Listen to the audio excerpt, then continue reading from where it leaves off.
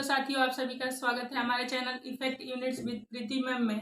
तो साथियों, आज का हमारा जो टॉपिक है वो हिंदी व्याकरण से रिलेटिव है और आज का हमारा जो टॉपिक है वो समास है। ठीक है ना। तो आज हम लोग समास के बारे में जानेंगे कि समास किसे कहते हैं और समास कितने प्रकार के होते हैं, क्योंकि अधिकांश एग्जाम में सबसे अधिक क्वेश्चन हमारे समास से आते हैं और समास के क्वेश्चन ऐसे क्वेश्चन होते हैं जिसमें हर एक व्यक्ति कंफ्यूज हो जाता है कि कौन सा कर्मधारय समास है, कौन सा तत्पुरुष समास है, कौन सा द्विगु समास है। तो आइए हम लोग एक एक के बारे में डिटेल जानेंगे इसमें। तो आप सभी को पता है समास, समास का मतलब होता है समास में विग्रह किया जाता है, समास विग्रह होता है। जबकि हम लोग संधि वाले जो चैप्टर पढ़े हैं उस संधि में होता है संधि विच्छेद किया जाता है। विच्छेद यानी समास में विग्रह किया जाता है, यानी किसी चीज को एक जगह ला के छोटा कर दिया जाता है, उसी को हम समास कहते हैं। यानी समास में संक्षेपीकरण किया जाता है, यानी कोई अगर जो बड़ा चीज है तो उसको छोटा में हम लाके क्या करते हैं, लिख देते हैं। तो आइए हम लोग समास के बारे में क्या करते हैं, डिटेल पढ़ते हैं। तो देखिए यहाँ पे हमारा समास है, यानी समास का मतलब होता है संक्षेपीकरण करना। अगर जो कोई चीज बढ़ा चढ़ा के कहा जाता है तो उसको संक्षेप में कर देना, यानी छोटे में कर देना। समास का मतलब होता है घटाना, यानी कोई चीज बड़ा है तो उसको घटा के छोटे में कर देना। और समास का मतलब होता है संक्षिप्त करना, यानी एकदम छोटा कर देना, कम करना। यानी ये सारे जो अर्थ है ये समास के ही है, यानी संक्षेपीकरण करना, घटाना, संक्षिप्त करना, कम कर देना। कम करने के बाद अगर जो हम कम करते हैं तो उसका हमको अर्थ भी समान मिलना चाहिए। जैसे एक हमारा एग्जाम्पल हो गया राजा का पुत्र, यहाँ हम लिख रहे हैं राजा का पुत्र, यानी राजा का पुत्र लंबा चौड़ा हो जा रहा है। तो अगर जो हम इसको समास में जब परिवर्तित करेंगे तो हम इसको कह देंगे राजपुत्र।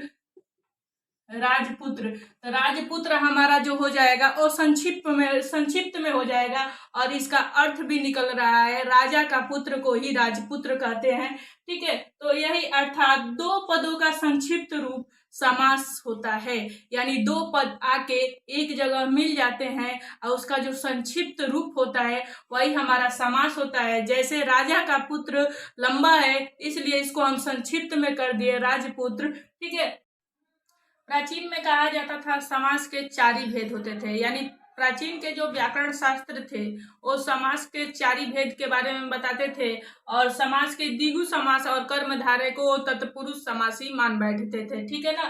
तो हम यहाँ पे जानेंगे समास के भेद। तो समास के जो भेद होते हैं, अभी इस समय समास के 6 भेद होते हैं और प्राचीन काल में समास के 4 ही भेद होते थे। तो पहला जो है वो हमारा द्वंद्व समास है, दूसरा तत्पुरुष समास, तीसरा बहुब्रीहि समास, चौथा अव्ययी भाव समास और पांचवा हमारा द्विगु समास और छठवां जो है हमारा वो कर्मधारय समास है।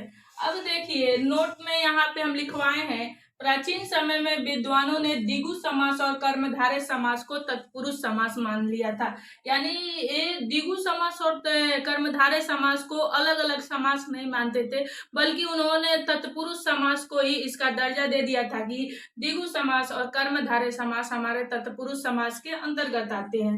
कह रहे परंतु वर्तमान विद्वानों ने इसे 6 अलग अलग भेदों में विभाजित कर दिया कि नहीं, समाज के 6 भेद हैं और 6 ही भेद हैं। यानी उन्होंने कर्मधारय समास को द्विगु समास कहा और द्विगु समास को कर्मधारय समास के रूप में परिवर्तित किया। तो आइए अब हम लोग इसके बारे में एक एक के बारे में नेक्स्ट वीडियो में डिटेल पढ़ेंगे कि ये जो द्वंद्व समास होता है क्या होता है, तत्पुरुष समास होता है क्या होता है, बहुब्रीहि समास, अव्ययी भाव समास, द्विगु समास और कर्मधारय समास क्या होते हैं और ये कैसे कैसे बनते हैं। नेक्स्ट वीडियो में हम आप लोग को प्रोवाइड कराएंगे और इसका जो वीडियो होगा वो 3 या 4 वीडियो में ये पूरा खत्म होगा। यानी पहले वीडियो में हम लोग समास के बारे में जाने और समास के प्रकार जाने और ये जाने कि प्राचीन काल में समास के कितने भेद होते हैं और वर्तमान काल में समास के कितने भेद हैं, और उसके बाद से हम लोग एक एक के डिफिनीशन के बारे में नेक्स्ट वीडियो में पढ़ेंगे। Thank you.